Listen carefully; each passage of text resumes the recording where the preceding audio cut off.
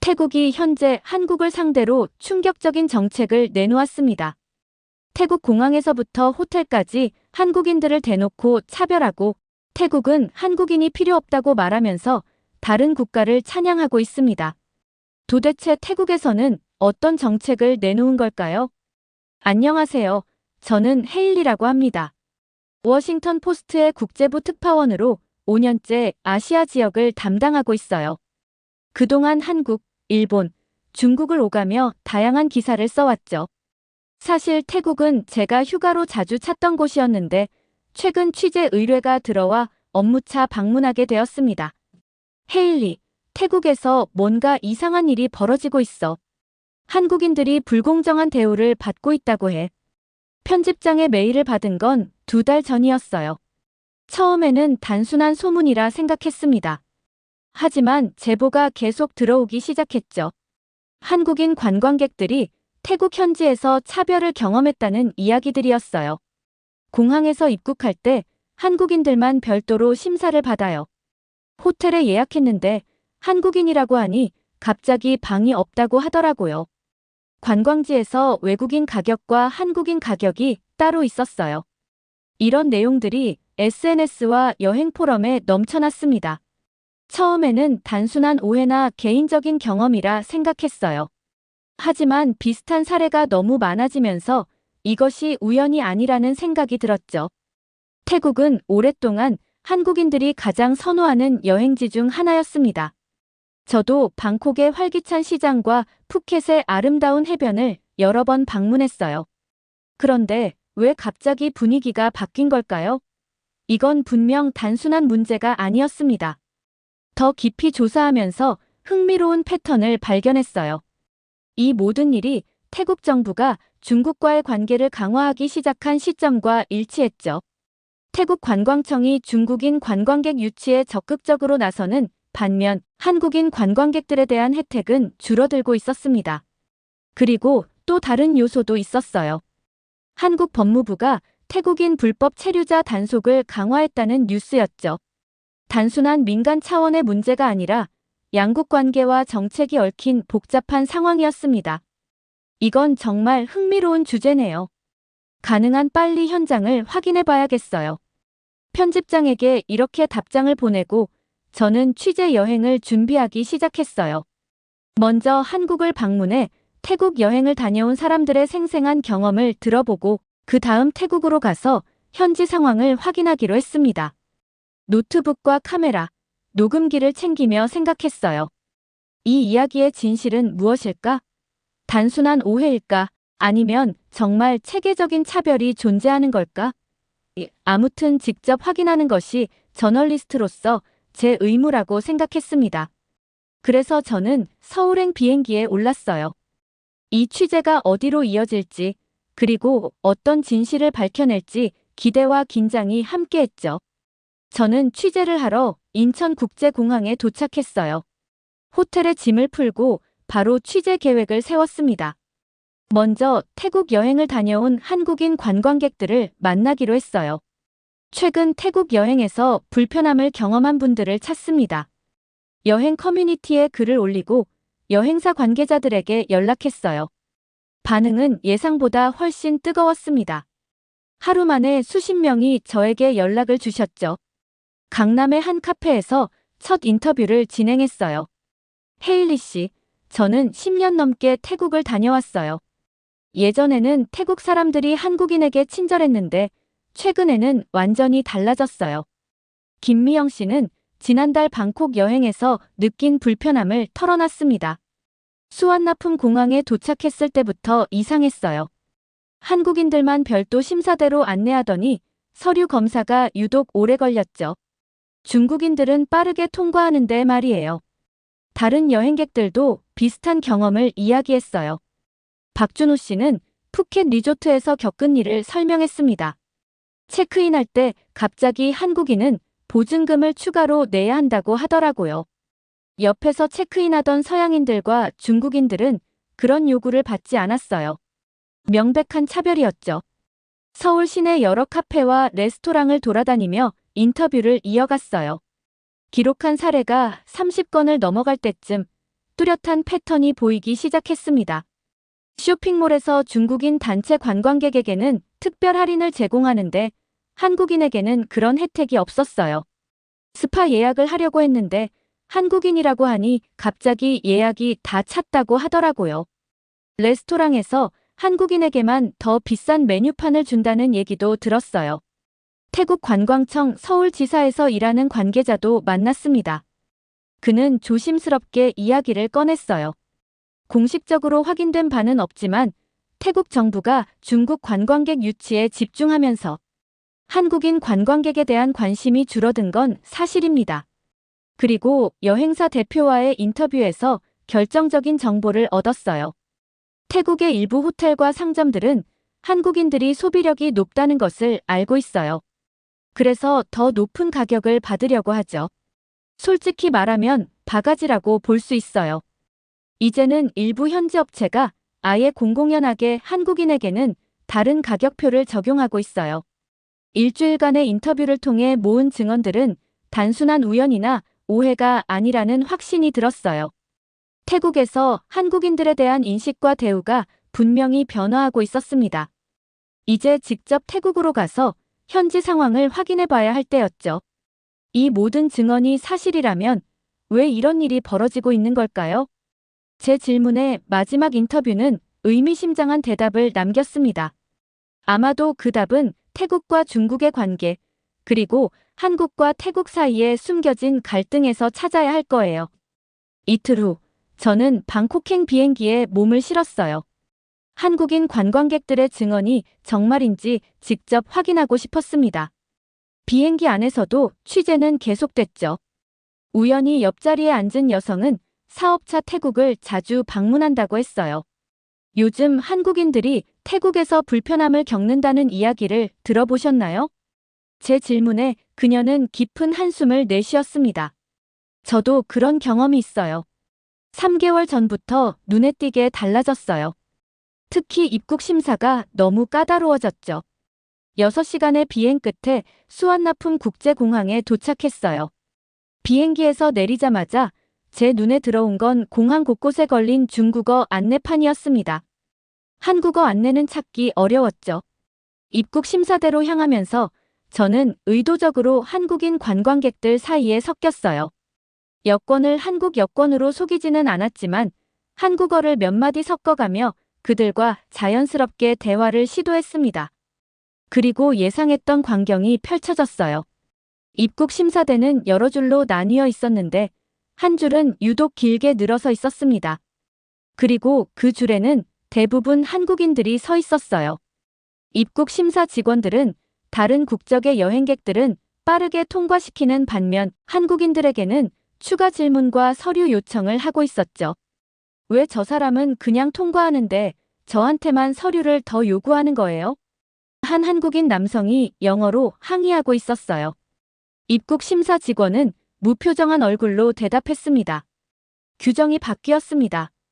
한국인 관광객은 추가로 체류 계획서를 제출해야 합니다. 그 남성은 당황한 표정으로 가방을 뒤적이며 서류를 찾기 시작했어요. 저는 그에게 다가가 상황을 물어봤습니다. 저도 몰랐어요. 어떤 체류 계획서인지 설명도 없고 사전에 안내받은 적도 없어요. 태국 여행은 10번도 넘게 왔는데 이런 적은 처음이에요. 미국 여권을 가진 저는 별다른 문제 없이 입국 심사를 통과했지만 한국인들의 불편함은 곳곳에서 목격할 수 있었어요. 입국장을 빠져나와 택시를 기다리는 동안 한국인 가족이 공항 직원과 실랑이를 벌이는 모습도 보였습니다. 왜 우리만 관광세를 내야 하는 거죠? 저기 중국인 가족은 안 내던데요? 직원의 대답은 단호했어요. 새로운 규정입니다. 한국인 관광객에게만 적용되는 규정이에요. 호텔에 체크인하는 과정에서도 비슷한 상황이 연출됐습니다. 제 앞에 선 한국인 커플은 예약을 확인받는데 어려움을 겪고 있었어요. 죄송합니다만 한국인 고객은 추가 보증금이 필요합니다. 호텔 규정이에요. 어쩔 수 없이 카드를 내밀었죠. 제 차례가 되자 똑같은 직원은 미소를 지으며 말했어요. 환영합니다. 헤일리 씨 추가 요금은 없습니다. 호텔 로비에서 만난 태국인 가이드에게 이런 상황에 대해 물어봤어요. 사실 최근에 태국 정부가 중국과의 관계를 강화하면서 관광 정책도 많이 바뀌었어요.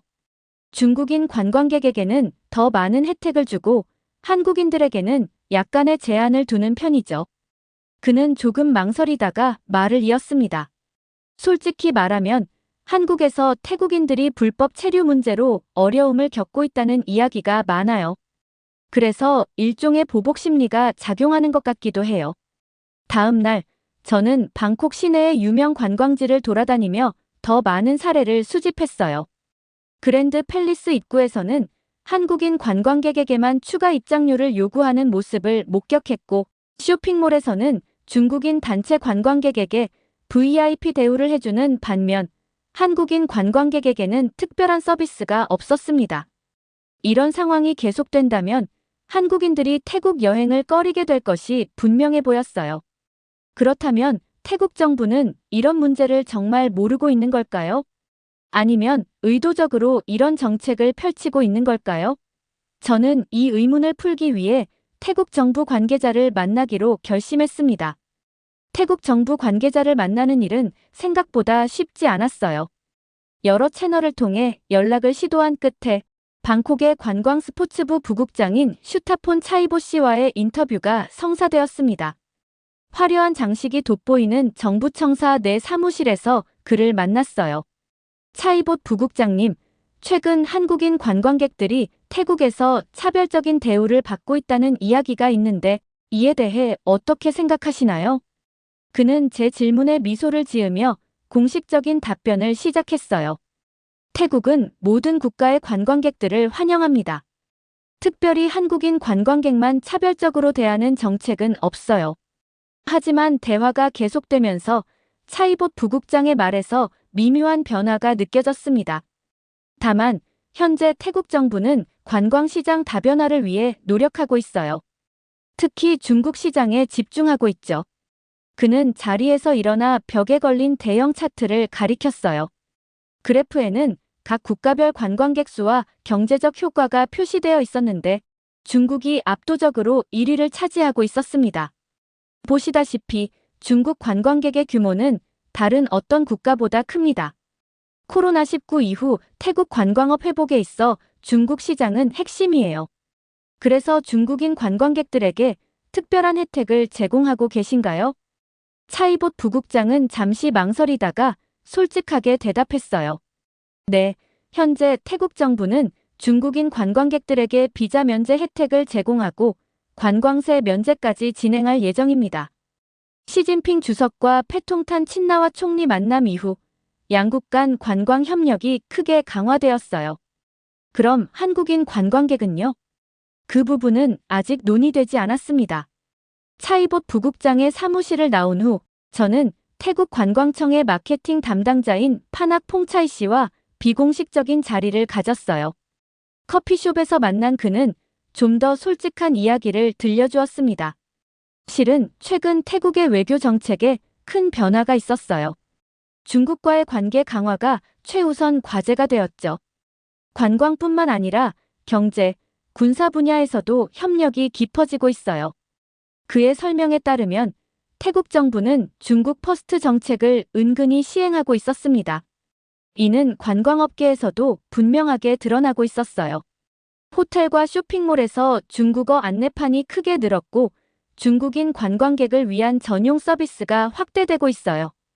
반면 한국어 안내문은 점점 사라지고 있죠. 실제로 제가 머물던 호텔 로비에도 한 달 전까지만 해도 있었다는 한국어 안내판이 사라져 있었어요. 대신 중국어 안내판은 더 커지고 눈에 띄는 위치로 옮겨져 있었죠. 파낙은 낮은 목소리로 덧붙였어요. 솔직히 말하면 태국 정부는 한국과의 관계보다 중국과의 관계를 더 중요하게 생각하고 있어요. 중국이 제공하는 경제적 이익과 정치적 지원이 훨씬 크니까요. 다음 날, 저는 방콕의 유명 쇼핑 지역인 시암스퀘어를 방문했어요. 대형 백화점 입구에는 중국인 관광객을 위한 특별 할인 안내문이 크게 붙어 있었고 VIP 라운지도 마련되어 있었습니다. 예전에는 한국인 관광객을 위한 특별 서비스도 있었다고 하는데 이제는 찾아볼 수 없었어요. 태국 정부의 이런 정책 변화는 단순히 관광 산업에 국한된 것이 아니라 더 넓은 외교적, 경제적 전략의 일부라는 사실이 점점 명확해졌습니다. 하지만 이런 변화가 한국인들에 대한 차별적 대우로까지 이어지게 된 이유는 무엇일까요? 저는 그 실마리를 찾기 위해 다음 단계의 취재를 준비했어요. 실마리를 찾기 위해 저는 방콕의 고급 호텔가로 향했어요. 5성급 호텔들이 밀집한 수쿰빗 지역의 한 호텔 로비에서 저는 프런트 직원인 수파차이 씨를 만났습니다. 처음에는 공식적인 답변만 하던 그도 취재 목적을 설명하고 익명을 보장하자 솔직한 이야기를 들려주었어요. 사실 최근 태국 호텔업계에서는 고객 국적별 차등 요금제가 은근히 퍼지고 있어요. 그는 주변을 살피며 낮은 목소리로 말했습니다. 어떤 식으로 운영되는 건가요? 한국인들은 여행지에서 1인당 평균 소비 금액이 높은 편이에요. 룸서비스도 많이 이용하고 호텔 내 부대시설 이용률도 높죠. 그래서 일부 호텔과 상점들은 한국인들을 대상으로 더 높은 가격을 책정하기도 합니다. 저는 놀라움을 감추지 못했어요. 그게 가능한가요? 차별 아닌가요? 표면적으로는 프리미엄 서비스 같은 이름으로 포장하죠. 하지만 실상은 같은 서비스에 더 비싼 가격을 받는 경우가 많아요. 더 충격적인 사실도 들었습니다. 일부 리조트에서는 한국인 예약을 아예 받지 않는다는 소문도 있던데요. 수파차이는 잠시 망설이다가 대답했어요. 그건 공식적으로 인정할 순 없지만 내부적으로는 그런 방침이 있는 곳도 있죠. 특히 한국인 단체 관광객 예약은 꺼리는 경향이 있어요. 왜 그런 거죠? 한국인 관광객들이 문제를 일으키나요? 전혀 그렇지 않아요. 오히려 한국인 손님들은 예의 바르고 팁도 잘 주는 편이에요. 문제는 최근 태국 정부의 방침이에요. 중국 관광객 유치에 집중하다 보니 한국인 관광객에 대한 배려가 줄어들었죠. 이 말은 제가 이전에 들은 이야기와도 일맥상통했어요. 그동안 한국인들이 태국에서 큰손 고객이었는데 이젠 반대로 돈을 많이 쓰는 고객이기 때문에 더 비싼 요금을 부담하게 된 겁니다. 다음 날 저는 태국 관광업계의 베테랑인 프라유 씨를 만났어요. 그는 20년 넘게 관광 가이드로 일해온 경험자였죠. 예전에는 한국인 관광객들이 정말 환영받았어요. 한국의 경제가 발전하면서 태국을 찾는 한국인들이 크게 늘었고 소비력도 높았거든요. 하지만 최근 2, 3년 사이 상황이 달라졌어요. 프라유 씨에 따르면 태국 정부가 중국과의 관계를 강화하면서 한국은 상대적으로 우선순위에서 밀려났다고 해요. 그리고 중국 자본이 태국 관광업계에 대거 유입되면서 호텔과 상점들도 중국인 관광객 위주로 운영 방식을 바꾸기 시작했다고 합니다. 가장 안타까운 건 이런 변화가 양국 국민들 사이의 감정에도 영향을 미치고 있다는 거예요. 예전에는 한국과 태국 사이에 특별한 우정이 있었는데 저는 이 취재를 통해 한국인들이 태국에서 경험하는 차별이 단순한 오해가 아니라 실제로 존재한다는 사실을 확인했어요. 하지만 이건 단순히 경제적인 문제만은 아니었습니다. 더 깊은 외교적, 정치적 문제가 얽혀 있었죠. 특히 한국의 태국인 불법 체류 문제가 이 상황과 어떻게 연관되어 있는지 알아볼 필요가 있었습니다. 방콕에 있는 한국 대사관을 찾았습니다. 다행히 외교부 영사과에서 근무하는 김민호 영사를 만날 수 있었어요. 그는 현 상황에 대해 놀라울 정도로 솔직한 견해를 들려주었습니다. 사실 태국인들의 한국 불법 체류 문제가 최근 몇 년 사이 심각해졌어요. 2024년부터 한국 법무부가 태국인 입국자에 대한 심사를 강화했고 이게 양국 관계에 영향을 미쳤죠. 김 영사의 설명에 따르면 코로나19 이후 한국에서 일자리를 찾으려는 태국인들이 크게 늘었고 불법 체류자 수도 증가했다고 합니다. 한국 정부가 태국인들에게 까다로운 서류를 요구하고 입국을 거부하는 사례가 늘었어요. 태국에서는 이를 차별로 받아들이고 반발하고 있죠. 태국 현지 SNS를 살펴보니 이 문제가 생각보다 뜨거운 감정을 불러일으키고 있었어요. 태국어 해시태그 한국차별이 트렌드에 올라 있었고 수천 개의 게시물이 올라와 있었습니다. 한국은 우리 태국인들을 차별한다. 우리가 한국 가기 힘들다면 한국인들도 태국에서 편하게 다니지 못하게 해야 한다. 이런 여론이 형성되면서 태국 정부도 압박을 받게 되었다고 해요. 태국 관광청 내부 관계자의 익명 증언에 따르면 이런 감정이 겹치면서 태국 정부가 한국인들만 대상으로 관광세를 부과하는 방안을 비공식적으로 검토했다고 합니다.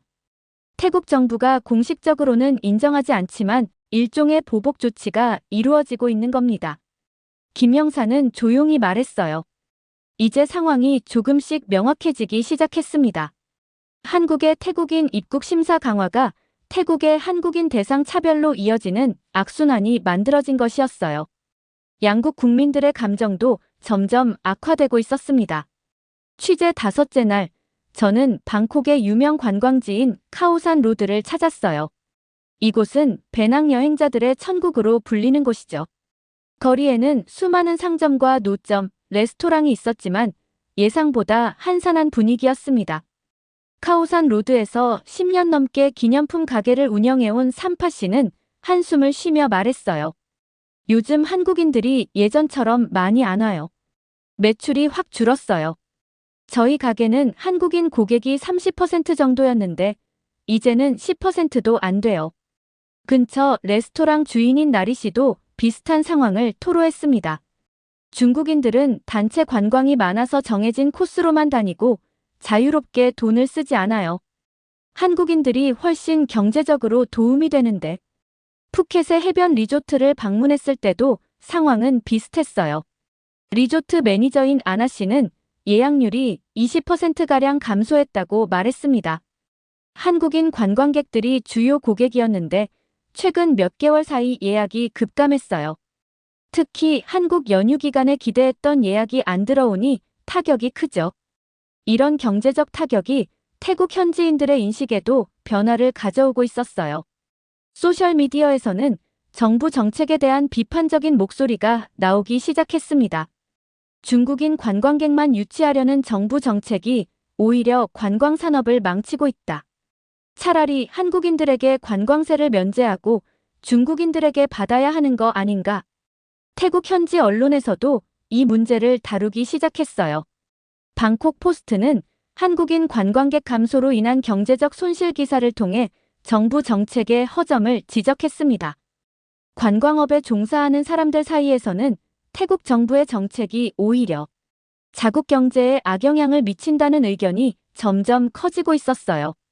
특히 소규모 자영업자들의 불만이 컸습니다. 취재 마지막 날, 저는 태국 관광 스포츠부 앞에서 작은 시위 현장을 목격했어요. 30여 명의 관광업 종사자들이 모여 한국인 관광객 차별 중단이라는 피켓을 들고 있었습니다. 한국인 관광객에게 부과하려는 특별 관광세를 철회하라. 차별적인 정책이 태국 관광업을 망치고 있다. 최근 태국 정부가 한국인 관광객에게만 200바트, 약 1만 3천 원의 특별 관광세를 부과하려는 계획을 검토 중이라는 소식이 알려지면서 예약 취소가 급증했어요. 이런 차별적 정책은 즉시 중단되어야 합니다.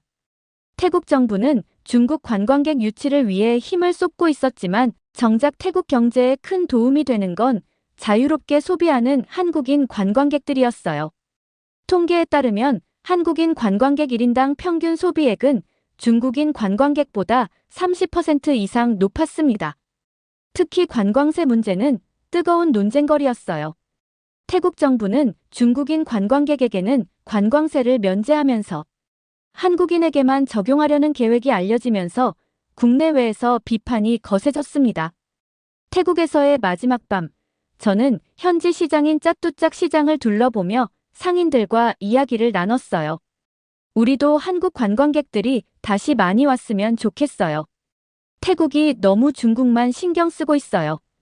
관광세도 공평하게 모든 외국인에게 부과하거나 아예 없애야 해요. 귀국하기 전날 태국 관광청의 한 고위 관계자가 익명을 조건으로 저에게 흥미로운 소식을 전해주었습니다. 내부적으로 한국인 대상 관광 정책을 재검토하는 논의가 시작되었어요. 특히 관광세 부과 계획은 재고될 가능성이 높습니다. 사람들의 분위기는 점점 변하고 있었어요. 이 상황이 앞으로 어떻게 흘러갈지는 알 수 없지만 적어도 태국 내에서 한국인을 차별하는 정책이 관광산업에 부정적인 영향을 미친다는 점은 점점 명확해지고 있었어요. 그리고 그 인식이 서서히 정책의 변화로 이어질 조짐이 보이고 있었습니다. 이렇게 태국이 중국인 관광객을 유치하고 한국인에게 불리한 정책을 하는 사연 어떻게 들으셨나요? 이러한 상황에 한국인들이 사라지자 태국 관광업이 타격을 입는다는 사실이 놀라웠습니다. 여러분의 의견은 어떠신가요? 다양한 의견을 댓글을 통해 공유해주세요. 긴 영상 시청해주셔서 감사드리고 구독과 좋아요 부탁드립니다. 태국의 어느 호텔에서 관광객들이 체크인을 하고 있습니다. 호텔의 프론트 직원은 이들의 여권을 확인한 후 여권을 돌려주면서 관광객들의 여권을 어디에 소장하는지 유심히 지켜봅니다. 그리고는 누군가에게 여권의 위치를 이야기한 후 돈을 받아가고 있는데요. 도대체 이들은 무슨 짓을 꾸미고 있는 걸까요? 안녕하세요. 저는 미국의 어느 대학교 국제관계학과에 재학 중인 에이미예요. 어렸을 때부터 세계 여러 나라의 문화와 정치에 관심이 많았죠. 특히 아시아 지역의 급격한 경제 성장과 그에 따른 국제관계의 변화에 깊은 관심을 가지고 있어요. 그래서 현대 국제관계의 이해 수업은 제가 가장 기대하는 강의 중 하나였죠. 오늘은 평소 수업과는 뭔가 다른 분위기가 감지됐어요. 교수님이 평소보다 일찍 강의실에 들어오셨고 심상치 않은 표정으로 노트북을 세팅하고 계셨거든요. 안녕하세요, 여러분. 오늘은 아주 특별한 주제로 강의를 시작하겠습니다. 바로 세계 여권의 힘과 그 이면이라는 주제예요.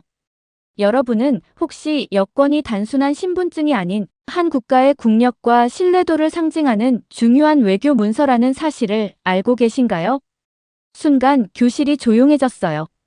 모두가 교수님의 다음 말씀에 집중하고 있었죠. 먼저 헨리 여권 지수에 대해 설명드리겠습니다. 교수님은 프로젝터 화면을 넘기셨어요. 이것은 세계 각국의 여권 소지자가 비자 없이 방문할 수 있는 국가의 수를 기준으로 여권의 영향력을 평가하는 지표입니다. 2024년 현재 가장 강력한 여권을 보유한 국가들을 보시죠. 화면에는 전 세계 여권 순위가 나타났어요.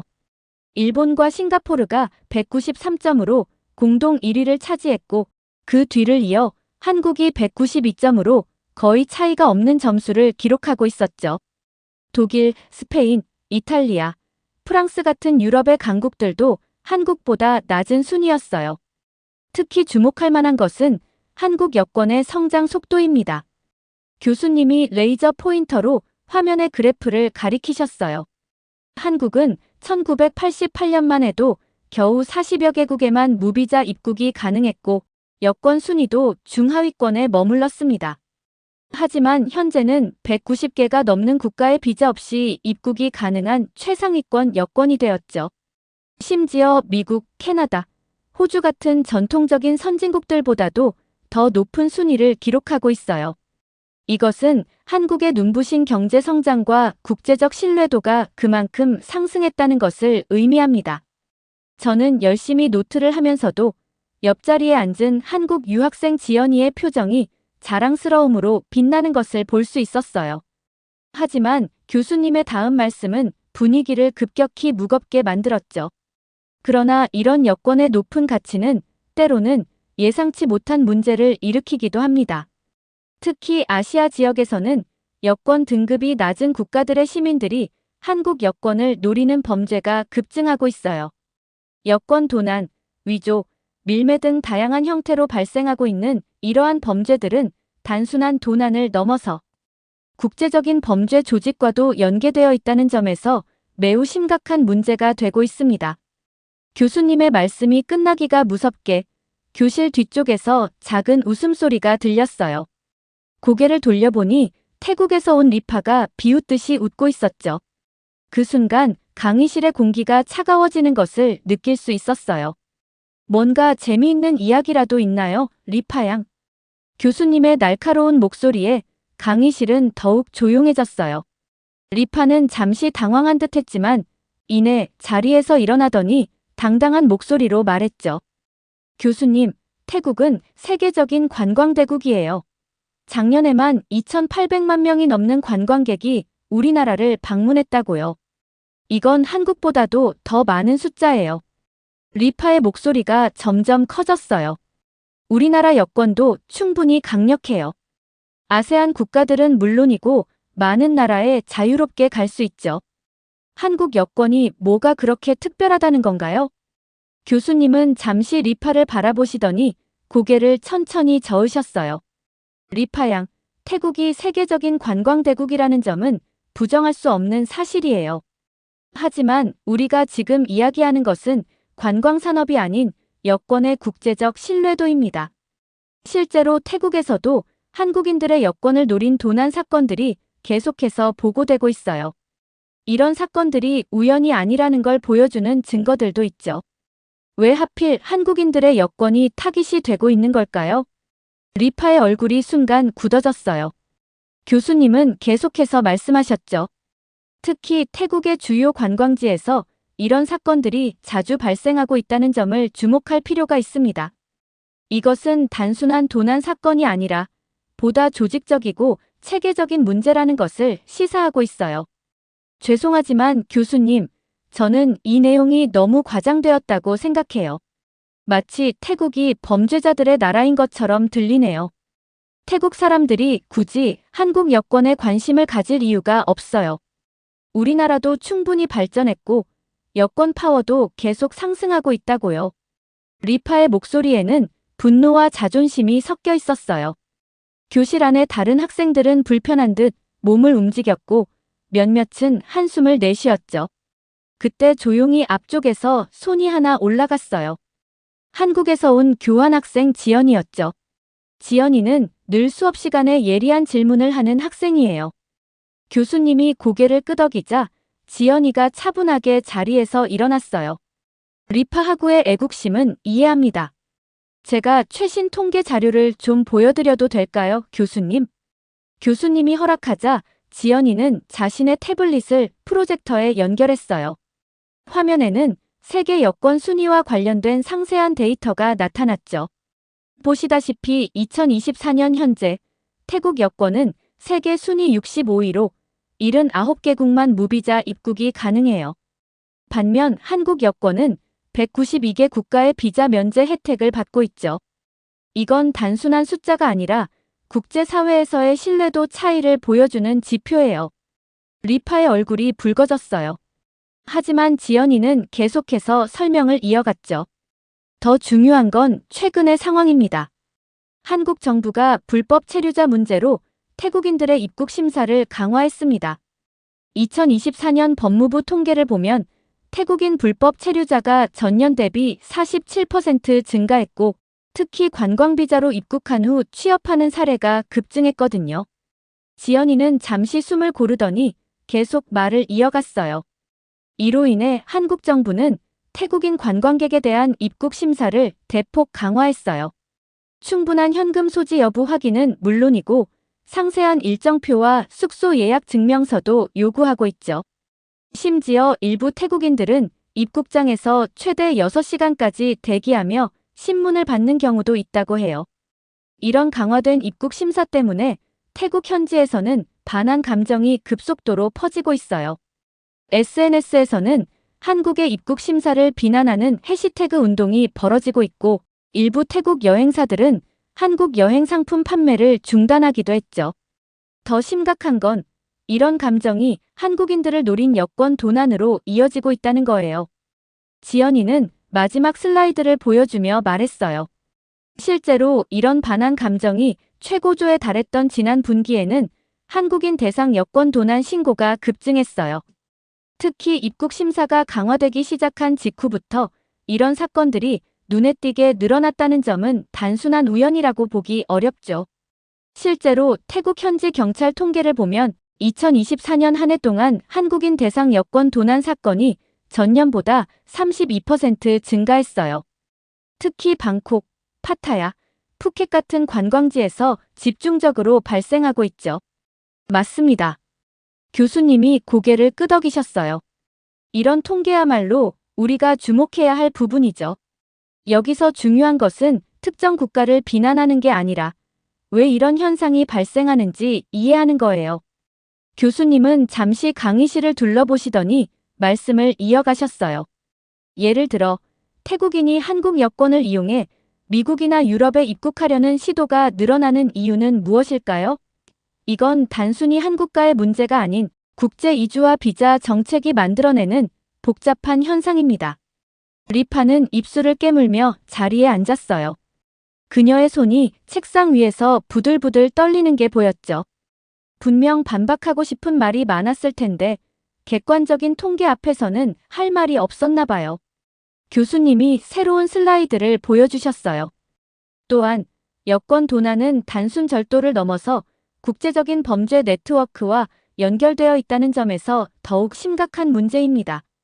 도난된 여권은 위조 과정을 거쳐 인신매매나 마약 밀매 등 더 큰 범죄에 사용되고 있어요.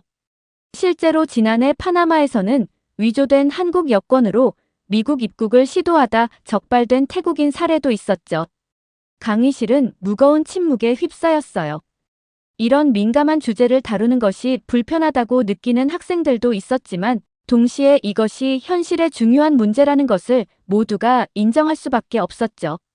말도 안 됩니다. 리파가 갑자기 자리에서 벌떡 일어났어요. 그녀의 목소리는 떨리고 있었죠.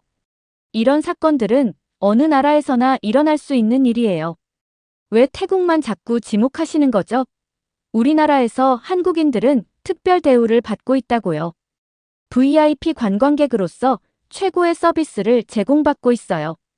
그런데 이렇게 태국을 범죄의 나라로 매도하시다니. 교수님은 리파의 말을 차분히 듣고 계셨어요. 그러다 천천히 프레젠테이션 화면을 넘기셨죠. 리파 양의 말씀도 이해합니다. 하지만 우리는 실제 일어난 사실들을 살펴봐야 해요. 1995년 방콕에서 있었던 충격적인 사건부터 이야기해 볼까요? 교수님은 오래된 신문 스크랩을 보여주셨어요. 1995년 7월 방콕의 한 대형 호텔에서 충격적인 사건이 발생했습니다. 교수님은 당시의 뉴스 화면을 보여주셨어요. 한국인 단체 관광객 95명의 여권이 하룻밤 사이에 모두 사라졌죠. 투숙객들은 다음날 공항으로 출발하기 전에 여권이 사라진 것을 발견했습니다. 조사 결과 이 사건은 동남아시아의 대규모 여권 위조 조직의 계획적인 범행이었어요. 특히 충격적인 것은 도난당한 여권들이 불과 며칠 만에 암시장으로 흘러들어갔다는 점입니다. 당시 한국 여권 한 권당 $1,000에서 $2,000에 거래되었고 이는 지금의 가치로 환산하면 거의 2배에 달하는 금액이죠. 리파의 얼굴이 점점 창백해졌어요. 그녀의 손가락이 책상 위에서 떨리고 있었지만 교수님은 계속해서 다음 사례를 보여주셨어요. 2002년에는 더 조직적인 범죄가 드러났습니다. 방콕의 한 현지 여행사가 연루된 충격적인 사건이었죠. 이 여행사는 겉으로는 정상적인 관광 서비스를 제공하는 것처럼 보였지만 실제로는 한국 관광객들의 여권을 노리고 있었습니다. 여행사 직원들은 단체 관광객들의 여권을 호텔 예약을 위해 잠시 보관하겠다며 수집했고 현지 위조 전문가들과 협력하여 위조 여권을 제작했어요. 특히 주목할 점은 이들이 여권의 사진과 인적사항만 교체하는 정교한 수법을 사용했다는 거예요. 당시 이들이 위조한 여권은 무려 200여 개에 달했고 이는 국제범죄 조직을 통해 전 세계로 유통되었습니다. 교수님은 화면을 넘기시며 말씀을 이어가셨어요. 그리고 최근에는 더욱 교묘해진 수법이 등장했습니다. 특히 방콕, 파타야, 푸켓의 고급 호텔들을 중심으로 일어나는 범죄 수법을 주목할 필요가 있어요. 호텔 체크인 카운터 직원들이 한국인 투숙객의 정보를 브로커에게 넘기는 거죠. 여권을 확인하는 과정에서 투숙객의 방 번호는 물론 여권 확인 후 돌려주는 과정에서 여권을 어디에 보관하는지까지 세세하게 파악합니다. 심지어 금고를 사용하는 경우에도 마스터키로 객실에 침입한 후 장시간 투숙객이 없는 틈을 노려 금고 비밀번호를 여러 번 시도하는 경우도 있었죠. 특히 체크인 시간대인 오후 2시부터 4시 사이에 이런 정보 유출이 집중적으로 일어난다는 사실이 최근 조사를 통해 밝혀졌습니다. 강의실 안에는 충격적인 내용의 숨죽인 침묵만이 흘렀어요. 몇몇 학생들은 불편한 듯 몸을 움직였고 일부는 노트북으로 관련 뉴스들을 찾아보고 있었죠. 더 심각한 건 이렇게 훔친 여권의 사용처입니다. 도난된 여권은 먼저 동남아시아의 위조 전문가들의 손을 거칩니다. 이들은 여권의 사진과 인적사항을 교체하는 것은 물론 비자 스티커까지 정교하게 위조하죠. 이렇게 위조된 여권들은 주로 3가지 경로로 유통됩니다. 교수님은 화면에 도표를 가리키며 설명을 이어가셨어요. 첫째, 인신매매 조직에서 피해자들을 국경을 넘어 이동시키는데 사용됩니다. 둘째, 국제 마약 조직들이 운반책들의 이동수단으로 활용하고 있어요. 셋째, 불법 취업을 목적으로 하는 사람들에게 고가로 판매되고 있습니다.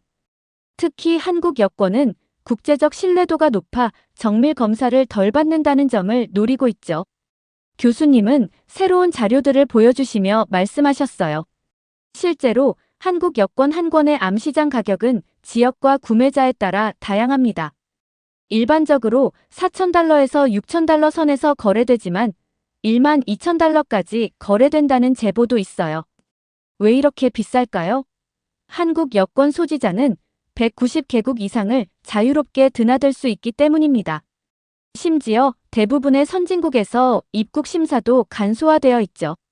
리파는 이제 완전히 굳어버린 표정으로 앉아 있었어요. 최근에는 수법도 더욱 교묘해지고 있습니다. 교수님은 마지막 슬라이드를 보여주셨어요. 특히 3가지 패턴이 주목됩니다. 첫째, 풀문 파티나 해변 파티가 열리는 날 술에 취한 관광객들을 노립니다. 둘째, 파타야나 푸켓의 해변가에서 수영하는 관광객의 소지품을 노리죠. 피해자들은 대부분 가방을 의자에 걸어두거나 모래사장에 둔 채 수영을 즐기다가 당합니다. 셋째, 호텔 수영장에서 휴대폰으로 사진을 찍느라 정신이 팔린 관광객들을 노리는 거예요. 특히 인스타그램이나 SNS용 사진을 찍느라 주변 경계를 소홀히 하는 젊은 관광객들이 주요 타깃이 되고 있습니다. 교수님의 설명이 계속될수록 강의실의 공기는 더욱 무거워졌어요. 이런 범죄들이 단순한 개인의 일탈이 아닌 조직적이고 체계적인 범죄라는 사실이 모두를 충격에 빠뜨렸죠. 여러분, 이런 사례들을 공부하는 이유는 특정 국가를 비난하기 위해서가 아닙니다. 이것이 현대 사회가 직면한 심각한 국제적 문제라는 것을 인식하고 해결 방안을 함께 고민하기 위해서죠. 그래도 이건 너무 일방적인 설명이에요. 리파가 갑자기 자리에서 벌떡 일어났어요. 우리나라는 충분히 발전했고 K-팝이나 한류 때문에 한국에 가고 싶어 하는 사람들이 있다고 해서 그게 곧 범죄와 연결되는 건 말이 안 되죠. 태국도 이제 선진국이라고요. 교수님은 잠시 생각에 잠기신 듯 했다가 천천히 말씀을 시작하셨어요. 리파 양의 말씀처럼 태국은 분명 많은 발전을 이루었습니다. 하지만 우리는 현실을 직시할 필요가 있어요. 이런 범죄의 배경에는 단순한 반한 감정을 넘어서는 경제적, 사회적 요인들이 존재합니다. 교수님은 새로운 통계 자료를 보여주셨어요. 보시다시피 한국과 태국의 최저임금 차이는 4배가 넘습니다. 실제 생활임금으로 보면 그 격차는 더 커지죠. 특히 태국의 20대 젊은 여성들 사이에서는 한국에서의 취업이 인생 역전의 기회로 여겨지고 있어요. SNS에서는 한국에서 일하며 성공했다는 이야기들이 끊임없이 공유되고 있죠. 리파의 얼굴이 붉어졌지만 교수님은 계속 설명을 이어가셨어요. 실제로 많은 태국 젊은이들이 관광비자로 한국에 입국한 뒤 불법 체류를 하며 일하고 있습니다. 한 달 월급이 태국의 3, 4개월치와 맞먹기 때문이에요. 특히 유흥업소나 마사지샵에서 일하는 경우 한 달에 300에서 400만 원까지 벌 수 있다는 소문이 퍼져 있죠. 교수님은 다음 슬라이드를 보여주셨어요. 문제는 한국 정부가 이런 불법 체류 문제로 입국 심사를 강화하면서 더욱 위험한 시도들이 늘어나고 있다는 겁니다. 일례로 한국 여권을 구매하려는 시도가 급증했어요. 심지어 국제 결혼을 가장해 한국 국적을 취득하려는 시도도 있었죠. 지난해에만 이러한 위장 결혼이 127건이나 적발되었습니다. 리파는 입술을 깨물며 주먹을 움켜쥐었어요. 더 위험한 것은 이런 상황을 노리는 브로커들의 존재입니다. 교수님의 목소리가 더욱 진지해졌어요. 이들은 한국행을 꿈꾸는 태국 젊은이들의 절박한 마음을 이용해 수천만 원을 받고 위조 여권을 제공하거나 불법 입국을 알선하고 있어요. 일부 피해자들은 이 과정에서 빚을 지고 한국에서 인신매매나 성매매 등 더 심각한 범죄에 노출되기도 합니다. 교수님은 잠시 숨을 고르시더니 계속 말씀하셨어요. 최근에는 소셜미디어를 통해 더욱 교묘한 수법이 등장하고 있습니다. 한국에서 성공적으로 정착한 것처럼 가장한 계정들이 젊은이들을 현혹하고 이들에게 고액의 수수료를 받고 불법 입국을 알선하는 거죠.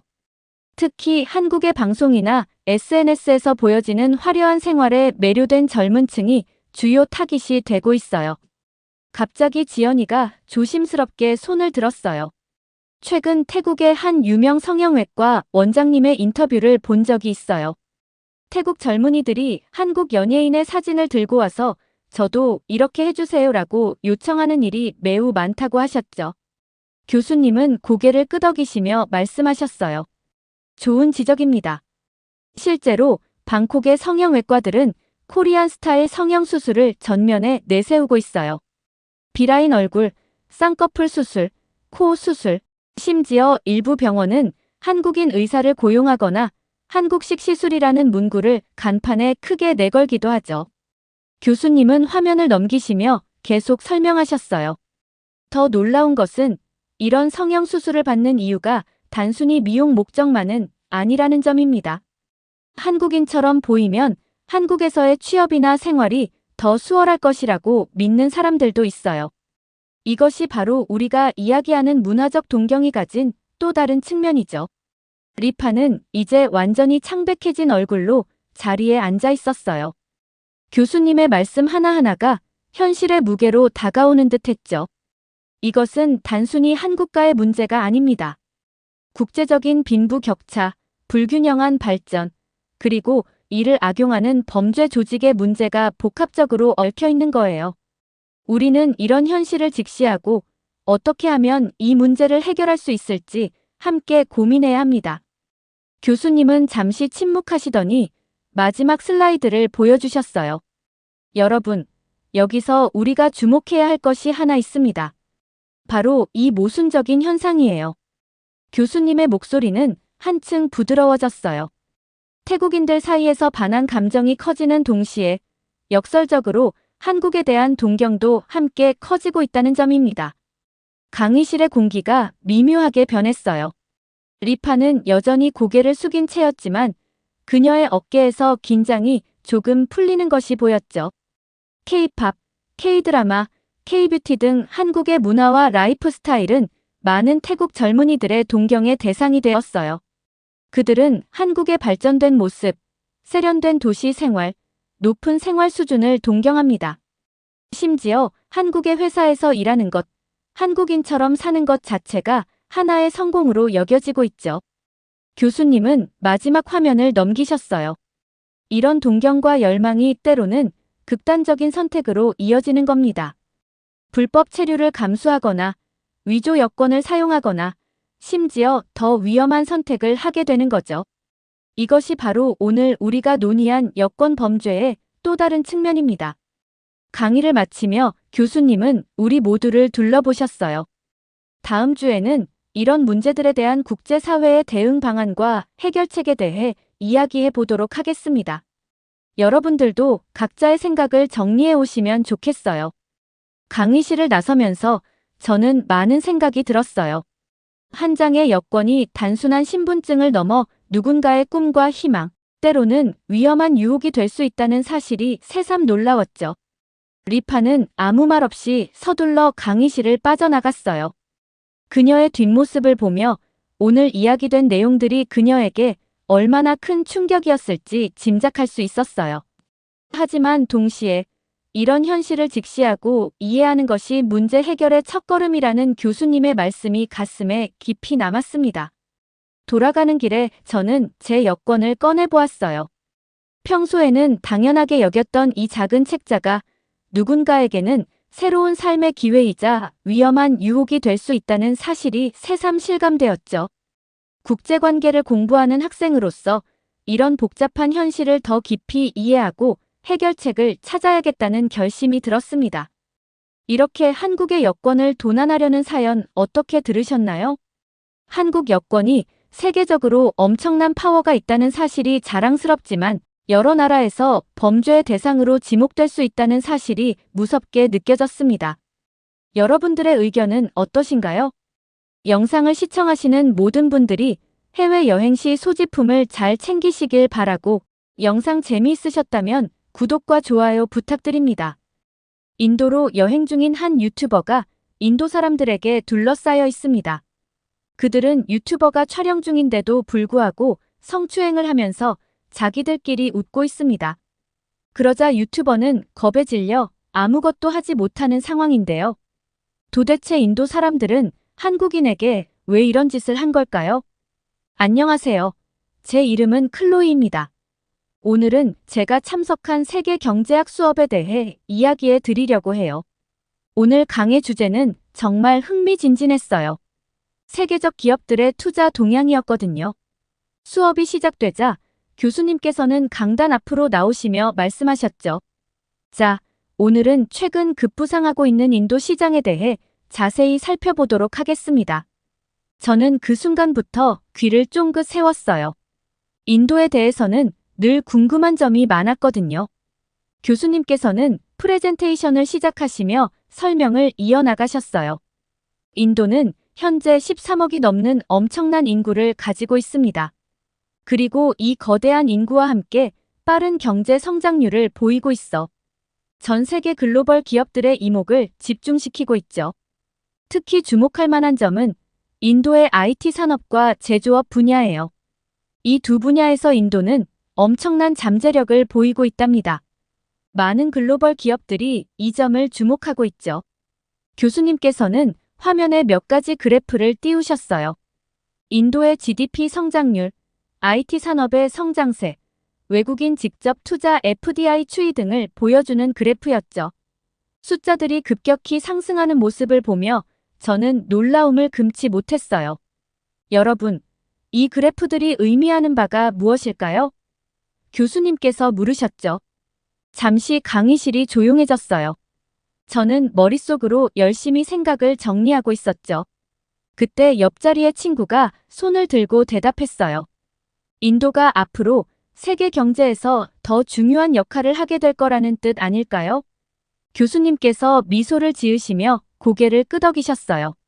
정확합니다. 인도는 이제 더 이상 개발도상국이라고만 볼 수 없어요.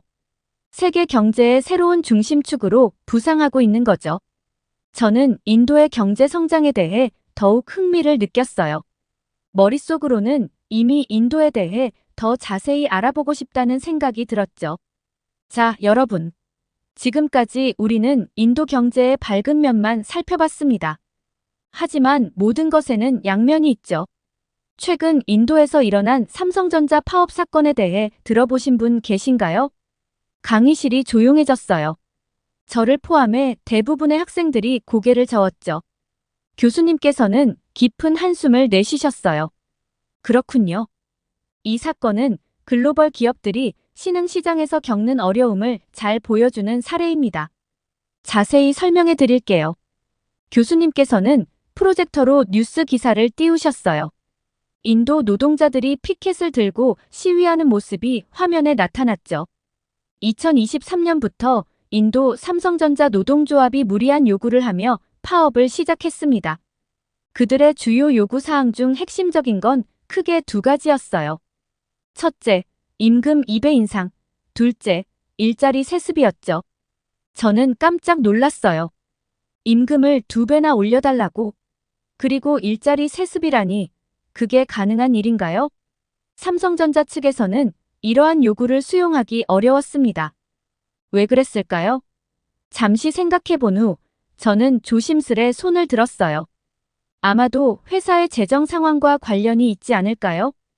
교수님께서 고개를 끄덕이셨어요. 좋은 지적입니다. 하지만 그것만은 아니에요. 삼성전자는 인도의 경제 상황과 발전을 고려해야 했죠. 갑작스러운 임금 인상은 인도 경제 전반에 부정적인 영향을 미칠 수 있거든요. 그제서야 저는 이 문제가 단순히 한 기업의 문제가 아니라는 걸 깨달았어요. 게다가 삼성전자는 이미 인도의 IT 산업 평균 임금보다 20%더 높은 임금을 지불하고 있었습니다. 이는 인도 노동시장에서 상당히 경쟁력 있는 수준이죠. 저는 놀라움을 금치 못했어요.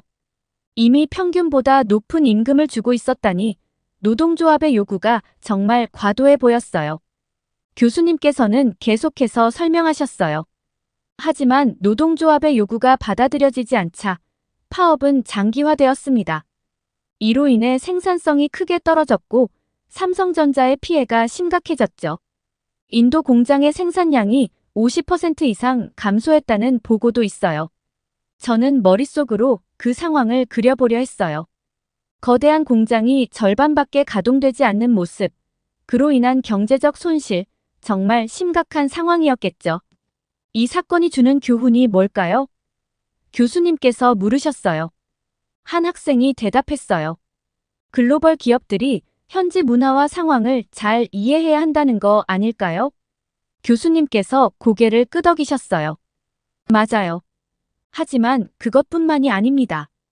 이 사건은 신흥시장에서의 노사관계, 현지화 전략, 그리고 기업의 사회적 책임 등 다양한 측면에서 우리에게 시사점을 줍니다.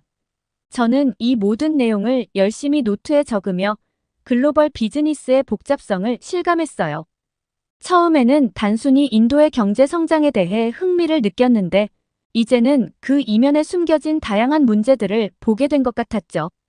교수님의 말씀이 끝나자마자 강의실 뒤쪽에서 손이 하나 올라갔어요. 인도에서 온 유학생 디비아였죠. 그녀의 눈빛이 예사롭지 않아 보였어요. 교수님, 잠시 제 의견을 말씀드려도 될까요? 교수님께서 고개를 끄덕이셨고 디비아는 자리에서 일어났어요. 삼성전자의 문제점에 대해서도 이야기해야 할 것 같아요. 그들은 인도 노동자들의 권리를 충분히 존중하지 않고 있어요. 강의실이 술렁이기 시작했어요. 디비아는 계속해서 말을 이어갔죠. 삼성전자는 노동자들을 착취하고 있어요. 임금은 터무니없이 낮고 노동시간은 너무 길어요. 게다가 노동 환경도 열악해요. 이건 현대판 노예제나 다름없죠. 저는 디비아의 주장이 너무 과장되어 보인다고 생각했어요. 하지만 그녀의 목소리에는 확신이 가득했죠. 그리고 삼성전자는 인도의 문화를 무시하고 있어요. 그들은 자신들의 방식만을 고집하죠. 이건 일종의 문화 제국주의예요. 디비아의 주장은 점점 더 과격해졌어요. 저는 눈살을 찌푸렸죠. 그녀의 말에는 근거가 부족해 보였거든요. 그때 앞쪽에서 또 다른 손이 올라갔어요. 한국에서 온 유학생 수연이었죠. 그는 차분하게 말을 시작했어요. 디비아 씨의 의견 잘 들었습니다. 하지만 몇 가지 사실을 짚고 넘어가야 할 것 같아요. 수현은 천천히 자리에서 일어나 말을 이어갔어요. 첫째, 삼성전자는 인도의 IT 산업 평균 임금보다 20% 높은 임금을 지불하고 있습니다. 이는 결코 터무니없이 낮은 임금이라고 할 수 없죠. 수현의 말에 디비아는 입을 다물었어요. 수현은 계속해서 말했죠. 둘째, 노동시간과 환경에 대해서는 인도 노동법을 철저히 준수하고 있어요. 오히려 많은 현지 기업들보다 더 나은 근무 환경을 제공하고 있죠. 수연의 논리정연한 반박에 강의실 분위기가 바뀌기 시작했어요. 셋째, 삼성전자는 인도 경제 성장에 중요한 역할을 하고 있어요. 그들의 투자로 수만 개의 일자리가 창출되었고 첨단 기술 이전도 이루어지고 있습니다. 이는 인도의 기술 발전에 큰 도움이 되고 있죠. 수현은 잠시 숨을 고르더니 마지막 말을 덧붙였어요. 마지막으로 문화적 측면에서도 삼성전자는 노력하고 있어요. 현지 문화를 존중하면서도 글로벌 스탠다드를 유지하려 노력하고 있죠. 이는 쉽지 않은 균형이지만 삼성전자는 이를 위해 꾸준히 노력하고 있습니다. 수현의 말이 끝나자 강의실은 잠시 정적에 빠졌어요. 디비아는 무언가 말하려 했지만 적절한 반박을 찾지 못한 듯 보였죠. 저는 두 학생의 의견을 들으며 이 문제가 생각보다 훨씬 복잡하다는 것을 깨달았어요. 단순히 옳고 그름의 문제가 아니라 다양한 이해관계와 관점이 얽힌 복잡한 상황이었던 거죠. 교수님께서는 수현과 디비아의 열띤 토론을 지켜보시다가 천천히 고개를 저으셨어요. 그리고는 조용히 말씀을 시작하셨죠. 두 분 다 좋은 의견을 내주셨습니다. 하지만 우리가 간과하고 있는 또 다른 중요한 문제가 있어요. 최근 인도에서 일어나고 있는 한국인 관광객을 대상으로 한범죄 사건들에 대해 이야기해 볼까요? 강의실 분위기가 순식간에 긴장감으로 가득 찼어요. 교수님의 표정이 무거워졌죠. 2023년 12월 마하라슈트라 주 푸네에서 충격적인 사건이 있었습니다. 한국인 여성 유튜버가 현지 남성으로부터 성추행을 당했어요. 이 사건은 피해자가 직접 찍은 동영상이 온라인에 퍼지면서 큰 논란이 되었죠. 안타깝게도 이런 사건들이 개별적인 것이 아니라 점점 더 조직적으로 일어나고 있어요. 일부 범죄자들은 한국인 관광객들을 노리고 의도적으로 겁을 주고 심지어는 집단으로 몰려와 피해자들이 반항할 수 없게 만듭니다. 저는 이 말을 듣고 충격을 받았어요. 어떻게 이런 일이 있을 수 있지? 관광객의 안전이 이렇게까지 위협받고 있다니 정말 믿기 힘들었죠. 교수님께서는 더 구체적인 사례를 들어주셨어요. 2024년 2월에는 델리에서 한국인 부부가 택시를 탔다가 납치를 당할 뻔한 사건이 있었어요. 다행히 근처를 지나던 경찰의 도움으로 큰 피해는 없었지만 이 부부는 심각한 정신적 충격을 받았죠. 강의실은 숨소리조차 들리지 않을 정도로 조용해졌어요. 모두가 교수님의 다음 말을 기다리고 있었죠. 그리고 가장 최근인 2024년 4월 뭄바이에서는 한국인 남학생 3명이 집단 폭행을 당했어요. 이들은 길을 걷다가 갑자기 나타난 10여 명의 현지인들에게 둘러싸여 폭행을 당했고 소지품을 모두 빼앗겼죠. 병원에 실려갔을 때는 이미 의식을 잃은 상태였다고 합니다. 이 말을 듣자 강의실 곳곳에서 탄식이 흘러나왔어요. 저도 모르게 손으로 입을 가리며 놀란 표정을 지었죠. 그때 교수님께서 더 충격적인 사실을 말씀하셨어요. 더 심각한 문제는 이런 범죄들이 단순한 우발적 사건이 아니라는 거예요. 일부 극단적인 인도인들 사이에서는 삼성전자에 대한 복수라는 왜곡된 논리가 퍼지고 있어요. 그들은 삼성전자가 인도 노동자들을 착취한다고 믿고 이에 대한 보복으로 한국인 관광객들을 노리고 있다는 거죠. 이 말을 듣자 디비아의 얼굴이 창백해졌어요. 그녀는 뭔가 말하려 했지만 목소리가 나오지 않는 듯 했죠. 교수님께서는 계속해서 설명하셨어요. 대부분의 인도인들은 이런 행동을 강력히 규탄하고 있죠. 하지만 문제는 이런 극단적인 생각을 가진 사람들이 실제로 범죄를 저지르고 있다는 거예요. 수현이 조심스레 손을 들고 물었어요. 교수님, 그렇다면 인도 정부는 이 문제에 대해 어떤 대응을 하고 있나요? 교수님께서는 깊은 한숨을 내쉬셨어요. 인도 정부도 이 문제의 심각성을 인식하고 있어요. 관광 경찰을 증원하고 외국인 관광객 보호를 위한 특별 대책을 마련하고 있죠. 하지만 아직은 충분하지 않아 보입니다. 저는 이 모든 이야기를 들으며 머릿속이 복잡해졌어요. 처음에는 단순히 글로벌 기업의 현지화 전략에 대해 배우는 줄 알았는데 이제는 국제관계, 문화적 갈등, 그리고 범죄까지 모든 것이 복잡하게 얽혀 있다는 걸 깨달았죠. 여러분, 이런 사례들을 통해 우리는 무엇을 배울 수 있을까요? 글로벌화가 진행될수록 국가 간, 문화 간 이해와 존중이 얼마나 중요한지 깨닫게 되죠. 그리고 동시에 잘못된 정보와 편견이 얼마나 위험한 결과를 낳을 수 있는지도 알 수 있습니다. 그때 디비아가 또다시 손을 들었어요. 그녀의 얼굴에는 복잡한 감정이 어려 있었어요. 교수님, 제가 한 말씀 드려도 될까요? 물론 그런 범죄 행위는 용납될 수 없어요. 하지만 한국 여성들이 그런 위험한 상황에 스스로를 노출시킨 것은 아닐까요? 강의실이 술렁이기 시작했어요. 디비아는 아랑곳하지 않고 계속 말했죠. 인도의 문화를 제대로 이해하지 못하고 부주의하게 행동한 결과일 수도 있어요. 예를 들어, 인도에서는 여성이 너무 노출이 심한 옷을 입고 다니면 위험할 수 있다는 걸 모르고 있었던 거죠. 디비아의 말에 강의실 곳곳에서 항의하는 목소리가 들렸어요. 하지만 그녀는 멈추지 않았어요. 그리고 밤늦게 혼자 돌아다니거나 낯선 사람을 너무 쉽게 믿는 것도 문제예요. 인도는 한국과는 다른 나라예요. 여기서는 좀 더 조심해야 해요. 디비아의 주장은 점점 더 과격해졌어요. 어쩌면 그들은 인도를 너무 얕봤던 걸지도 몰라요. 개발도상국이니까 내 마음대로 해도 되라고 생각했던 거죠. 이건 일종의 문화적 오만이에요. 저는 디비아의 말에 경악을 금치 못했어요. 어떻게 피해자를 탓할 수 있지? 그때 수연이 자리에서 벌떡 일어났어요. 그의 얼굴은 분노로 붉어져 있었죠. 디비아 씨, 그건 정말 말도 안 되는 주장입니다. 수연이 강하게 말했어요. 범죄는 어떤 경우에도 정당화될 수 없어요. 이건 명백히 범죄자들의 잘못이에요.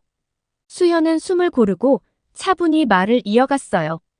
첫째, 옷차림이 범죄의 이유가 될 수는 없어요. 그건 범죄자를 두둔하는 전형적인 논리죠. 둘째, 관광객들이 현지 문화를 100% 이해하기는 불가능해요. 그들은 단기 방문자일 뿐이에요. 수연의 논리정연한 반박에 강의실 분위기가 바뀌기 시작했어요. 셋째, 당신이 말한 문화적 오만은 오히려 범죄자들의 행동에 해당해요. 그들이야말로 외국인을 존중하지 않고 있는 거죠. 넷째, 이런 범죄들이 조직적으로 일어나고 있다는 점을 잊지 마세요. 이건 단순한 우발적 범죄가 아니에요. 수연은 마지막으로 이렇게 말했어요. 피해자를 탓하는 것은 문제의 본질을 흐릴 뿐이에요. 우리는 범죄자들을 제대로 처벌하고 모든 사람이 안전하게 여행할 수 있는 환경을 만드는 데 집중해야 해요. 수연의 강력한 반박으로 강의실의 분위기가 팽팽해졌어요. 모두가 다음 전개를 주시하고 있을 때 교수님께서 조용히 목소리를 높이셨습니다. 진정하세요, 여러분. 이 문제는 단순히 개인의 잘못으로 치부할 수 있는 게 아닙니다. 우리는 더 큰 그림을 봐야 해요. 인도의 사회적 문제, 특히 심각한 빈부격차에 대해 생각해 봐야 합니다. 교수님의 말씀에 모두가 귀를 기울였어요. 인도에서 경제적으로 어려운 계층은 이러한 범죄를 단순한 장난으로 여기거나 가볍게 생각하는 경향이 있어요. 그들에게는 외국인 관광객이 부유한 대상으로 보이는 거죠. 하지만 이는 결코 그들의 행동을 정당화하는 것은 아닙니다. 교수님은 잠시 숨을 고르시더니 계속해서 말씀하셨어요. 안타깝게도 과거에도 한국인을 대상으로 한 여러 범죄 사건들이 있었어요. 몇 가지 사례를 들어볼게요. 교수님은 프로젝터로 몇 가지 뉴스 기사를 보여주셨어요. 첫 번째는 2014년 고아주에서 일어난 한국인 여성 성폭행 사건입니다. 당시 20대 후반의 한국인 여성 관광객이 택시를 탔다가 운전사에 의해 성폭행을 당했어요. 피해자는 혼자 여행 중이었고 늦은 밤 해변에서 숙소로 돌아가던 중이었죠. 운전사는 한적한 곳으로 차를 몰아 범행을 저질렀습니다. 이 사건은 인도 관광업계에 큰 충격을 주었고 외국인 여성 관광객의 안전에 대한 우려를 증폭시켰어요. 강의실은 숨소리조차 들리지 않을 정도로 조용해졌어요. 교수님은 다음 사례로 넘어갔습니다. 두 번째는 2018년 바라나시에서 발생한 한국인 남성 강도 및 폭행 사건입니다. 30대 초반의 한국인 남성이 유명한 사원을 구경하고 나오던 중 갑자기 나타난 3명의 괴한에게 둘러싸였어요. 그들은 피해자의 지갑과 여권을 요구했고 저항하자 무자비하게 폭행했습니다. 피해자는 심각한 두부 손상을 입고 병원에 실려갔죠. 이 사건으로 인해 인도 북부 지역의 치안 문제가 국제적인 이슈로 대두되었습니다. 학생들의 표정이 점점 더 심각해져 갔어요. 교수님은 마지막 사례를 소개하셨습니다.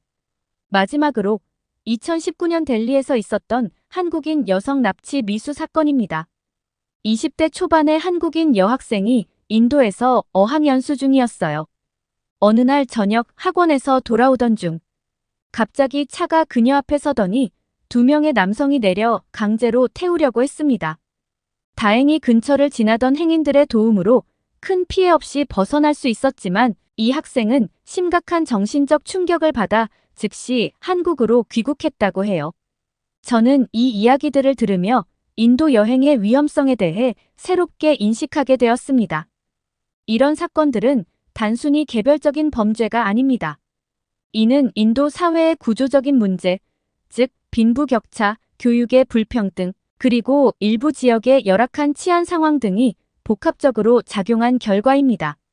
우리는 이 문제를 해결하기 위해 더 깊이 있는 이해와 국제적인 협력이 필요합니다. 교수님의 설명이 끝나자 강의실은 무거운 침묵에 빠졌어요. 그때 디비아가 또다시 손을 들었습니다.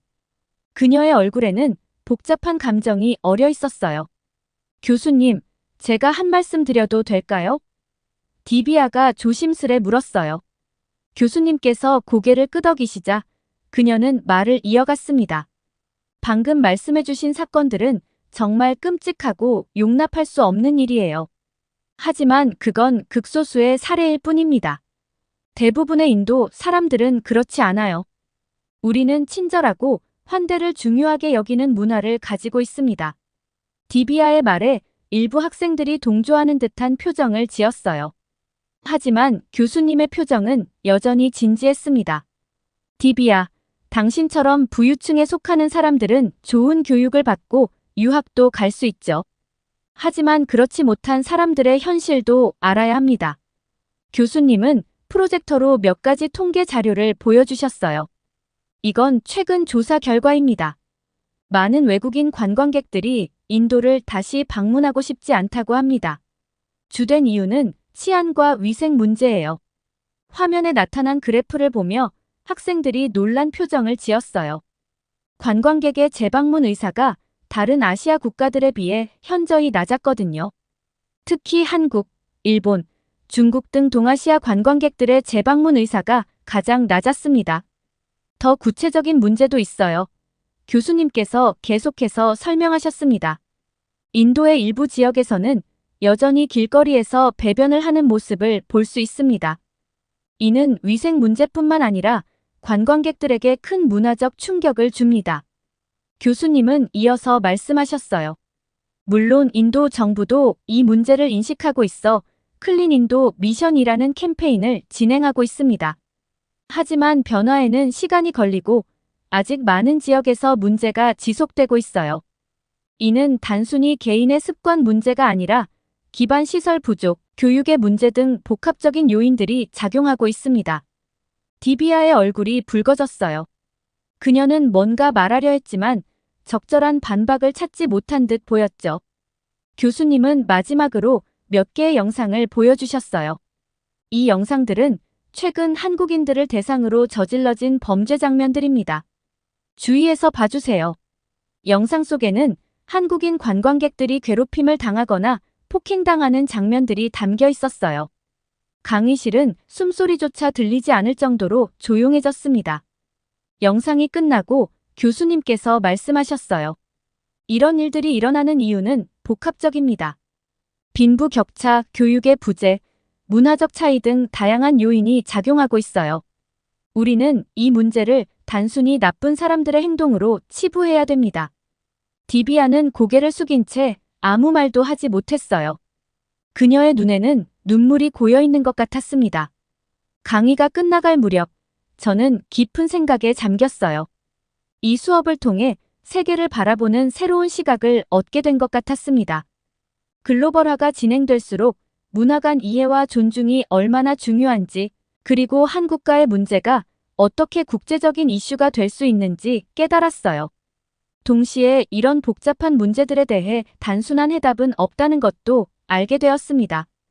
우리는 더 많이 배우고 더 깊이 이해하며 서로 협력해야 한다는 걸 느꼈어요.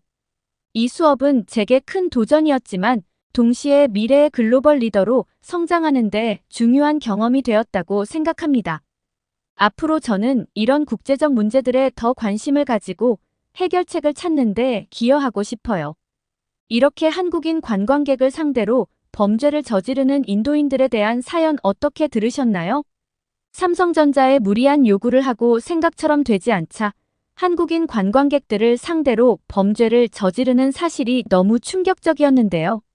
주변 사람들이 인도 여행을 가지 않는 이유에 대해 알게 되었고, 삼성전자가 세계적으로 얼마나 큰 영향력이 있는지를 다시 한번 깨닫게 되었습니다. 여러분들의 의견은 어떠신가요? 다양한 의견을 댓글을 통해 공유해주세요. 긴 영상 시청해주셔서 감사드리고 구독과 좋아요 부탁드립니다. 미국의 명문대학교에서 한 학생이 누군가를 무시하고 있습니다. 그녀는 자기가 상위 계층이라며 다른 학생의 나라를 폄하하고 있는데요. 그러면서 그 나라의 월급으로는 어떻게 살 수 있냐며 비아냥거립니다. 하지만 이내 충격적인 사실이 드러나게 되는데요. 도대체 명문대학교에서는 무슨 일이 있었던 걸까요? 안녕하세요. 저는 뉴욕대학교 경제학과에 재학 중인 미아입니다. 20살의 평범한 미국 대학생이죠. 어렸을 때부터 세계 경제와 다양한 문화에 관심이 많았고, 그래서 세계적으로 유명한 대학 NYU를 선택했어요. 특히 우리 학교는 세계 각국의 유학생들이 많아서 다양한 문화를 접할 수 있다는 게 큰 장점이에요. 개강 첫날, 저는 아시아에서 온 두 친구를 만났어요. 한국에서 온 서희와 태국에서 온 투란이었죠. 서희는 조용하고 차분한 성격으로 항상 공부에 열중하는 모습이 인상적이었어요. 반면 투란은 글쎄요, 첫 인상부터 남달랐죠. 이건 에르메스 최신 백이에요. 태국에서 막 출시됐을 때 바로 구했죠. 투란은 자신의 가방을 보여주며 말했어요. 그녀가 착용한 모든 것이 명품이었죠. 샤넬 재킷, 루이비통 신발, 까르티에 시계까지. 마치 걸어다니는 명품 카탈로그 같았어요. 태국에서는 우리 같은 하이소 계층은 이렇게 사는 게 당연해요. 우리는 태국의 상위 1%니까요. 나중에 알게 된 사실이지만 태국의 하이소는 정말 특별한 계층이라고 해요. 하이소라고 하는 이 단어는 하이소사이어티의 줄임말로 태국의 상위 1%도 안 되는 극소수의 특권층을 의미한다고 해요. 태국의 하이소는 보통 한 가문의 순자산이 수백억에서 수천억 바트에 달해요. 한화로 환산하면 수천억 원이 넘죠. 경제학과 학생으로서 저는 이런 계층 구조에 관심이 있었어요. 태국에서 하이소는 단순히 부자라는 의미를 넘어서 정치적, 사회적 영향력까지 가진 특별한 계층이라고 해요. 대부분 해외 명문대를 나왔고 글로벌 네트워크를 보유하고 있죠. 하지만 투란이 말하는 것처럼 그들이 모두 명품으로 도배된 생활을 하진 않는다고 해요. 오히려 진정한 하이소들은 자신들의 부를 과시하지 않는 경우가 많다고 하죠. 그들은 이미 충분한 권력과 영향력을 가지고 있기 때문에 굳이 겉으로 드러낼 필요가 없다고 해요. 사실 진짜 하이소들은 별로 티를 내지 않아요. 명품을 과시하면서 다니는 건 오히려 신흥 부자들이나 중산층의 특징이라고 하더라고요. 이건 제가 나중에 서희를 통해 들은 이야기예요. 서희의 말로는 투란의 행동은 오히려 진정한 하이소답지 않은 것 같다고 했어요. 하지만 그때까지만 해도 저는 투란의 말을 반신반의하며 듣고 있었죠. 투란은 수업 시간에도 점심시간에도 심지어 도서관에서도 끊임없이 자신의 부를 과시했어요. 서희는 그런 투란을 볼 때마다 불편한 기색을 감추지 못했지만 예의 바른 성격 탓에 직접적인 반박은 하지 않았어요. 미아, 이번 주말에 우리 집에서 파티할 거예요. 우리 집 펜트하우스에서요. 물론 초대받은 사람만 올 수 있어요. 투란의 태도는 점점 더 과시적으로 변해갔어요.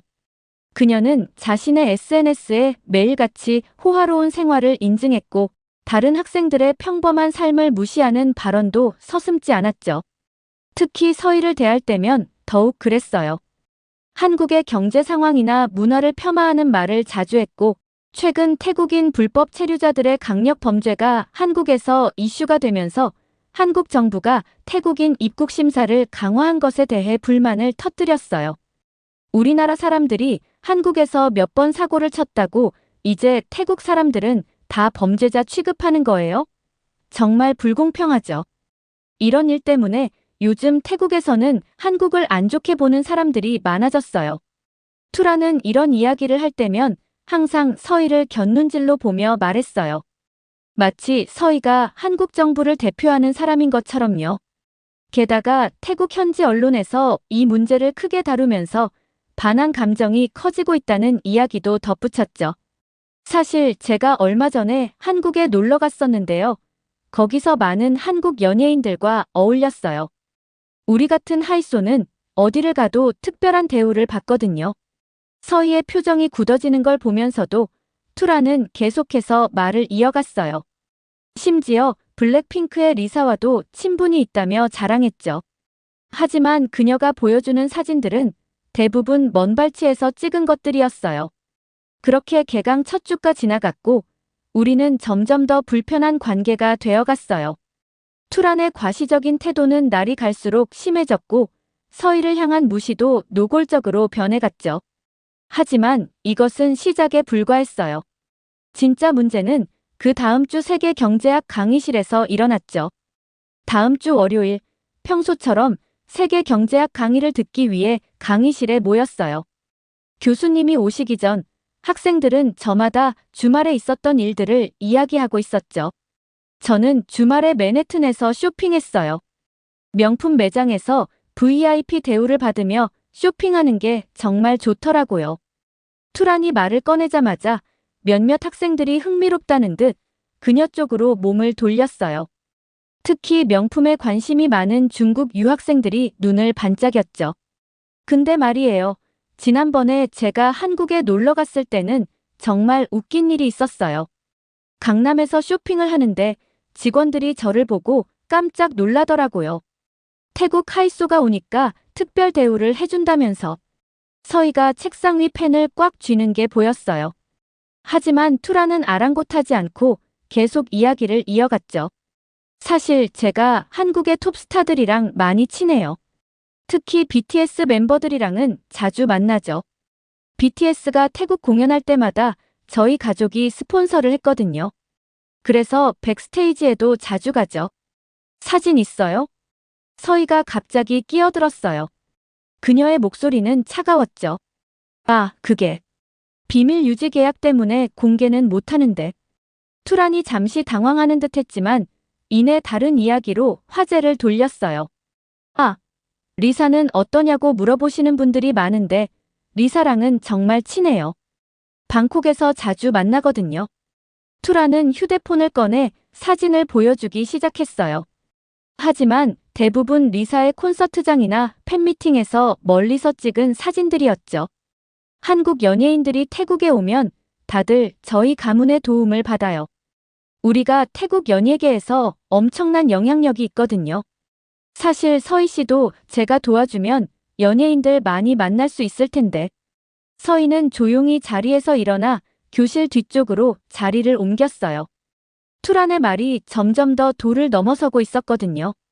아니, 왜 저러지? 제가 도와준다는데. 투란이 큰 소리로 말했어요. 한국 사람들은 왜 이렇게 자존심만 세요? 사실 태국 하이소랑 비교하면 한국의 연예인들도 그냥 일반인 수준이에요.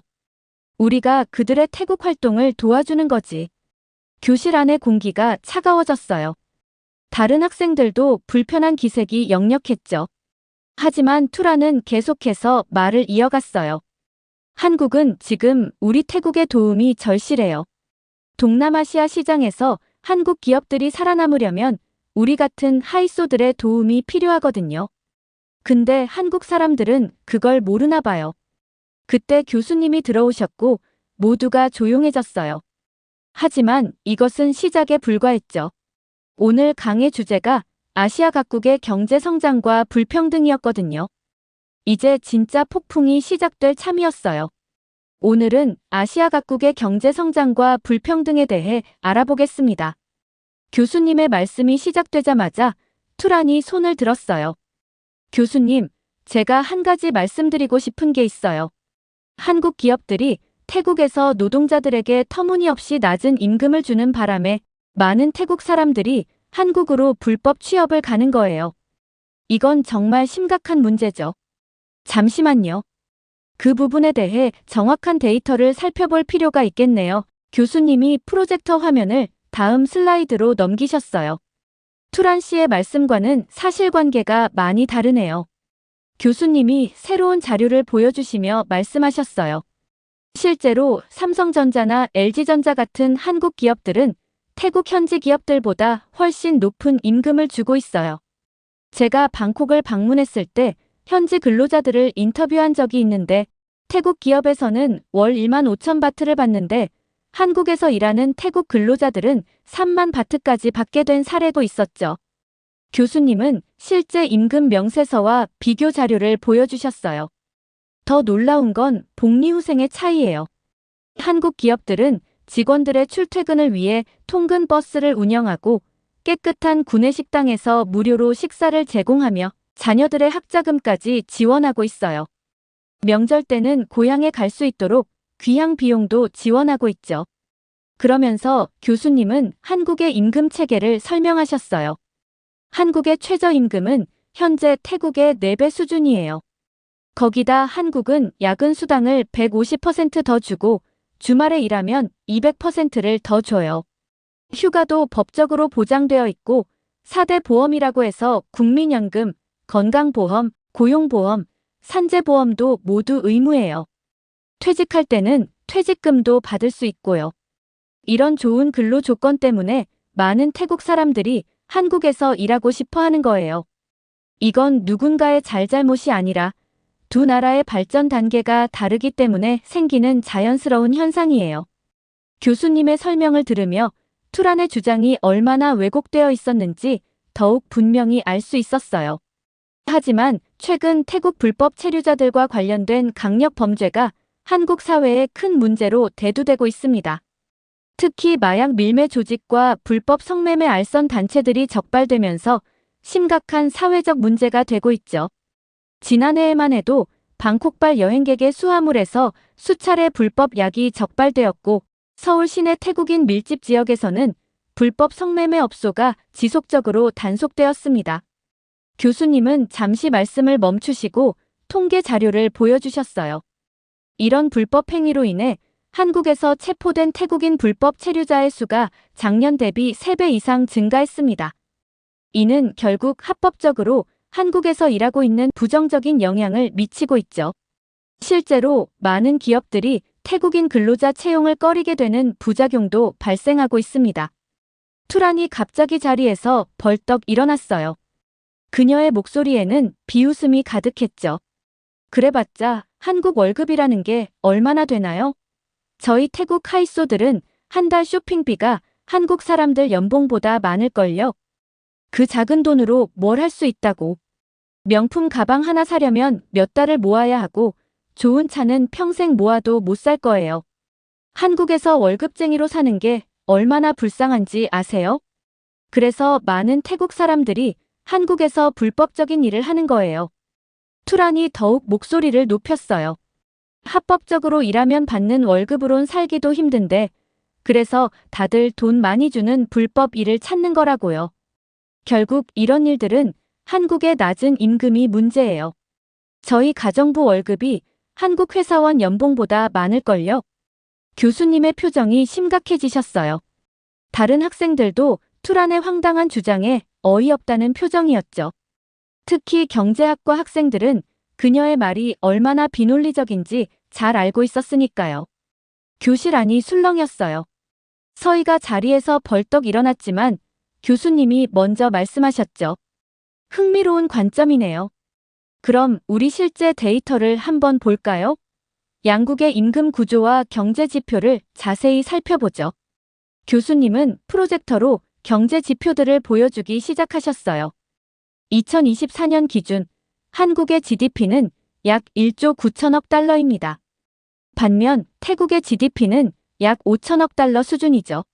최저임금을 비교해 볼까요? 한국의 시간당 최저임금은 약 8달러, 태국은 약 2달러입니다. 투란이 다시 끼어들었어요. 하지만 교수님, 그건 평균일 뿐이에요. 우리 하이소 계층에게는 한국 임금은 우습게 느껴지죠. 잠시만요. 교수님이 손을 드셨어요. 더 중요한 데이터가 있습니다. 1997년 아시아 금융위기를 아시나요? 당시 태국은 심각한 경제 위기를 겪고 있었습니다. 교수님은 당시의 경제 지표들을 보여주셨어요. 97년 금융위기 때 태국 바트와 가치는 절반 이하로 폭락했고 수많은 기업들이 파산했습니다. 하지만 이때 한국 기업들은 오히려 태국에 대한 투자를 늘렸어요. 특히 삼성전자는 1997년 말 태국 경제가 최악일 때 나콜라 차시마의 대규모 가전공장을 설립했죠. 교수님은 계속해서 설명하셨어요. 2000년대 들어서는 더 많은 변화가 있었습니다. 현대자동차가 방콕 근교에 자동차 부품 공장을 세웠고 LG전자는 라용에 대규모 생산시설을 설립했어요. 이 과정에서 단순히 공장만 세운 게 아닙니다.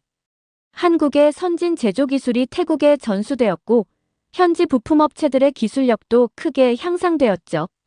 교수님은 구체적인 숫자들을 보여주셨어요. 2000년부터 2023년까지 한국 기업들은 태국에서 18만 개 이상의 일자리를 만들었습니다. 더 중요한 건 이 일자리들이 단순 노동직이 아닌 기술직과 전문직 비중이 높았다는 거예요. 태국 직원들은 한국에서 기술 연수를 받았고 이를 통해 태국의 제조업 수준이 크게 발전했습니다. 교수님은 마지막으로 현재 상황을 보여주는 그래프를 가리키셨어요. 현재 태국 내 한국 기업들의 직접 투자액은 연간 10억 달러가 넘습니다. 이들 기업이 태국 GDP에서 차지하는 비중도 상당하죠. 특히 전자제품, 자동차 부품 분야에서는 태국 수출의 중요한 부분을 차지하고 있습니다. 하지만 실제로 2024년대에는 한국 기업들이 베트남으로 공장을 옮기면서 태국 경제가 큰 타격을 입었습니다.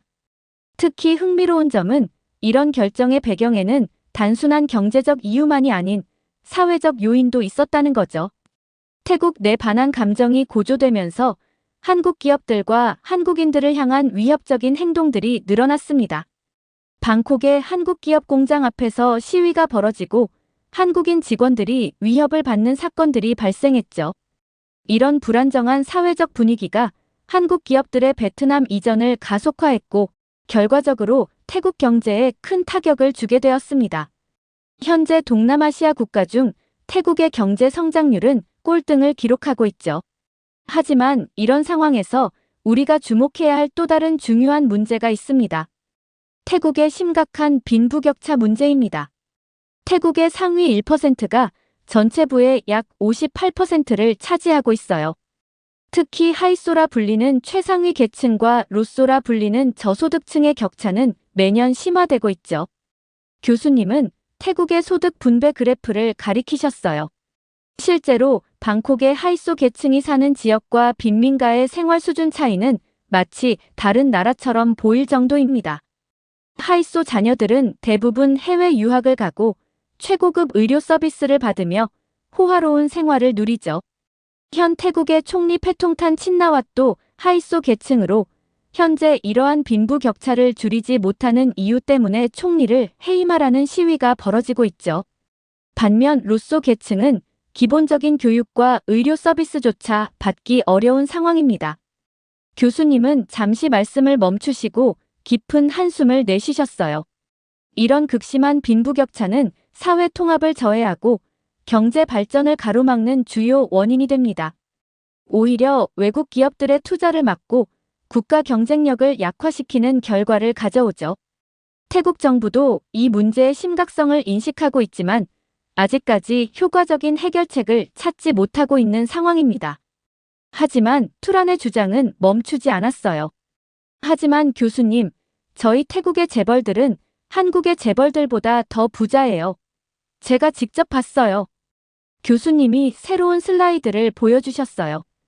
2024년 포브스 선정 세계 부자 순위를 보시죠. 한국의 경우 이재용 삼성전자 회장이 약 390억 달러로 아시아 5위, 세계 34위를 기록하고 있습니다. 정의선 현대차그룹 회장이 90억 달러로 글로벌 순위 152위, 최태원 SK그룹 회장이 85억 달러로 167위를 기록하고 있죠. 교수님은 잠시 슬라이드를 넘기셨어요. 반면 태국의 경우 가장 부유한 CP그룹의 치어라와 가문이 보유한 자산이 약 130억 달러로 세계 110위권에 머물러 있습니다. 데이터는 명확했어요. 투란의 주장과는 정반대였죠. 게다가 교수님은 양국의 1인당 GDP, 구매력 평가 기준 GDP, 산업 구조까지 자세히 설명해 주셨어요. 태국과 한국은 서로 다른 발전 경로를 걸어왔습니다. 각각의 장단점이 있죠. 하지만 객관적인 경제 지표로 볼 때 한국은 이미 선진국 반열에 올랐고 태국은 아직 도약을 준비하는 단계라고 볼 수 있습니다. 투라는 자리에서 안절부절 못하고 있었어요. 그녀의 얼굴이 점점 더 붉어졌고 손톱으로 책상을 긁고 있었죠. 그리고 한 가지 더 중요한 점은 한국과의 경제력은 소수 부유층의 재산이 아닌 전체 국민의 삶의 질로 평가되어야 한다는 겁니다. 빈부격차, 진위계수, 중산층 비율 등이 더 중요한 지표죠. 그 순간 제 옆자리에 앉아있던 미국 학생이 작은 소리로 속삭였어요. 저기, 투란이 입고 있는 샤넬 재킷. 뭔가 이상하지 않아? 이제 진짜 폭풍이 시작될 참이었어요. 이게 진짜 샤넬 맞아요? 갑자기 앞자리에 미국 학생 제시카가 물었어요. 그녀는 패션 디자인을 전공하고 있었고 뉴욕의 유명 패션 매거진에서 인턴십을 했던 학생이었죠. 당연히 진짜예요. 제가 왜 가짜를 입겠어요? 투란이 화를 내며 대답했지만 그녀의 목소리가 살짝 떨렸어요. 아니요, 그게. 제시카가 자리에서 일어나 투란의 재킷을 자세히 살펴보았어요. 진짜 샤넬 재킷의 스티치는 저렇지 않아요. 로고의 각도도 다르고 무엇보다 이번 시즌 샤넬은 이런 디자인을 출시하지 않았어요. 교실이 순식간에 술렁이기 시작했어요. 다른 학생들도 이제 투란의 옷과 가방을 유심히 보기 시작했죠. 저 루이비통 가방도 진품이 아닌 것 같은데요? 제시카가 계속해서 말했어요. 정품의 가죽 패턴은 저렇게 일정하지 않고 스티치의 간격도 달라요. 투란의 얼굴이 새하얘졌어요. 손으로 가방을 감추려 했지만 이미 늦었죠. 투란 씨, 교수님이 갑자기 말씀하셨어요. 아까 하이소 계층이라고 계속 이야기했는데 어느 기업 소속이신가요?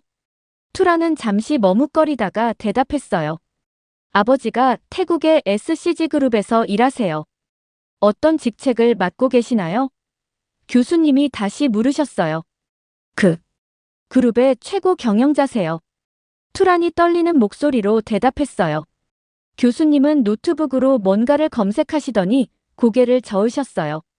SCG그룹의 현 CEO는 롱곤 PM 파이라 씨인데요. 투란 씨의 성씨와는 다른데. 순간 교실이 조용해졌어요. 모든 시선이 투란에게 쏠렸죠.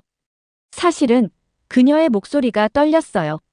아버지는 그저 SCG그룹의 평범한 회계 직원이에요. 우리가 하이소라는 건 다 거짓말이었어요. 교실 안이 다시 한번 술렁였어요. 그럼 리사와의 친분도 한국 연예인들과의 교류도 거짓말인가요? 서희가 마침내 입을 열었어요. 전부 다 거짓말이었어요. 콘서트 때 멀리서 본 게 전부예요. 사진도 다 합성했고 저는 그냥 투란 씨, 왜 이런 거짓말을 하게 된 건가요? 교수님이 부드러운 목소리로 물으셨어요. 저는 사실 한국이 너무 싫었어요.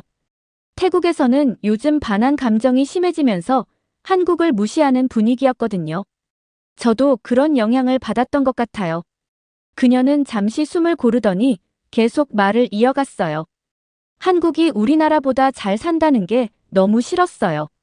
그래서 제가 하이소인 척하면서 한국을 깎아내리고 싶었던 거예요. 마치 태국이 한국보다 더 잘 사는 것처럼 보이고 싶었고, 특히 서희 씨를 보면서 더 그랬던 것 같아요. 서희 씨가 늘 당당하고 자신감 있는 모습을 보일 때마다 질투가 났거든요. 투라는 갑자기 강의실을 뛰쳐나간 후 교실에는 무거운 침묵이 내려앉았어요. 교수님은 잠시 생각에 잠기시더니 마지막 슬라이드를 보여주셨어요. 오늘 우리는 매우 중요한 교훈을 배웠습니다. 국가의 발전과 개인의 가치는 결코 겉으로 보이는 것만으로 판단할 수 없다는 것이죠. 교수님은 칠판 앞으로 걸어나가시며 말씀을 이어가셨어요. 우리는 종종 국가 간의 경쟁, 문화적 우월감, 경제적 성취를 너무 개인적으로 받아들이곤 합니다. 하지만 진정한 발전은 상호 존중과 이해를 통해서만 이룰 수 있는 것입니다. 저는 그 순간 깊은 깨달음을 얻었어요. 투란의 행동이 잘못됐지만 그 이면에 있는 상처와 열등감을 이해할 수 있었거든요. 국가 간의 경쟁이 때로는 개인에게 이런 무거운 짐을 지우기도 하는 거죠. 경제학을 공부하는 우리는 단순히 숫자만 보는 것이 아니라 그 속에 담긴 인간의 이야기를 이해할 수 있어야 합니다. 교수님의 말씀이 제 마음에 깊이 와닿았어요. 세계화 시대에 우리는 더 이상 어느 한 나라가 더 낫다고 말할 수 없어요. 각자의 문화와 발전 과정을 존중하면서 서로에게서 배우는 자세가 필요하죠. 그리고 무엇보다 개인의 가치는 국적이나 부가 아닌 그 사람의 진정성에서 나온다는 것을 배웠습니다. 이렇게 한국의 경제력과 한국인들의 임금을 무시하는 태국 학생의 사연 어떻게 들으셨나요? GDP도 한국이 태국보다 훨씬 높은데 이런 억지 주장을 내세우다 결국 거짓말이 들통난 태국 학생을 보니 속이 시원했습니다. 여러분들의 의견은 어떠신가요? 다양한 의견을 댓글을 통해 공유해주세요. 긴 영상 시청해주셔서 감사드리고 영상 재미있으셨다면 구독과 좋아요 부탁드립니다.